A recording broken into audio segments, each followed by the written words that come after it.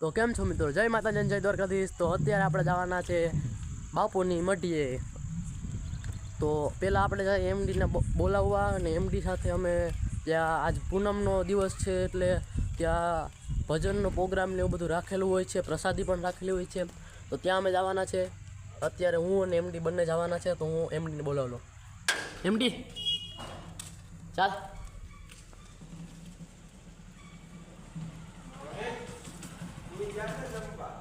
हाँ हूँ पर जान हाँ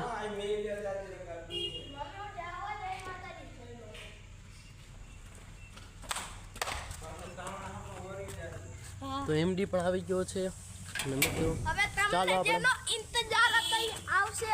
હમણાં થોડીક વારમાં આપણો રાજન આવી જશે, રાજુ આવી જશે। રાજુ નામ ન બોલેલા। તો મિત્રો અમે પૂગી ગયા છે દેવાંગી આશ્રમે અને આપણો એમડી પણ આવી ગયો છે સાથે।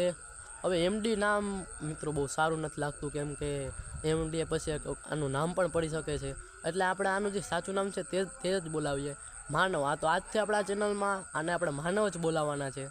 અને રાજુ છે તે તો રાજુ જ રહેશે, પણ રાજુ તમે જે ઇંતજાર કરી રહ્યા હતા તે આવી ગયો છે, તે રાજકોટ ગયો હતો તે આવી ગયો છે। તો ક્યાં છે આપણો રાજુ? તો આવી ગયો છે રાજુ। રાજુ કે બોલવા માંગીશ? યસ, શું?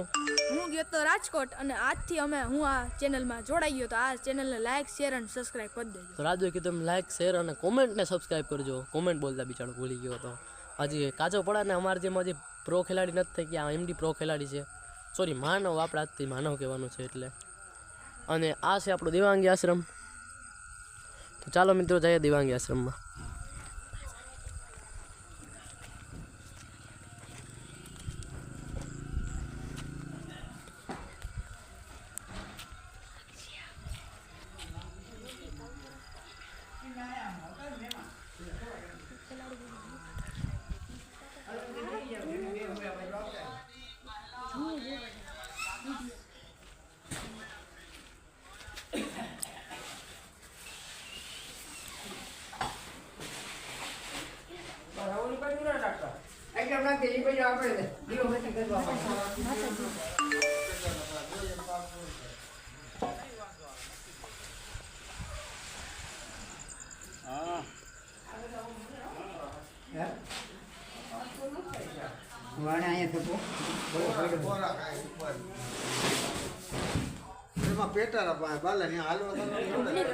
મિત્રો એમડી અને રાજનભાઈ બેસી ગયા છે ને આ છે હેરિંગ।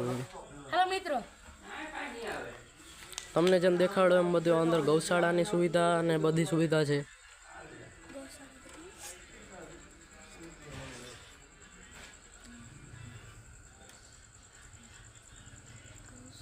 આ બે શેતાન હાજર થઈ ગયા છે।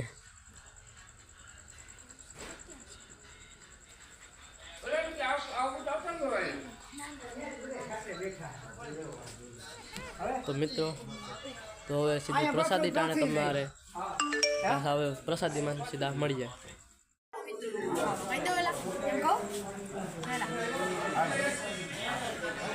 તારે એકલા નહીં કરવાનું છે,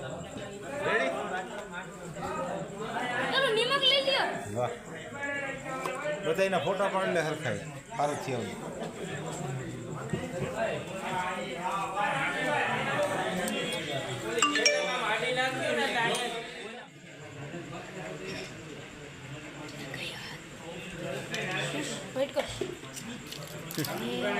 સમજી લો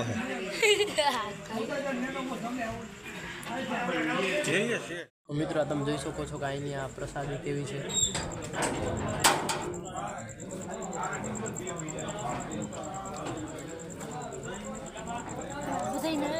એમડી પણ અહીંયા આવી ગયો છે પ્રસાદી લેવા માટે। રાજુ પણ છે અહીંયા। રીંગણાનો ઓળો, પછી કાચું દહીં, પછી રામદેવપીની પ્રસાદી, રોટલા, આ બધું જ સુવિધા તમને જોવા મળશે।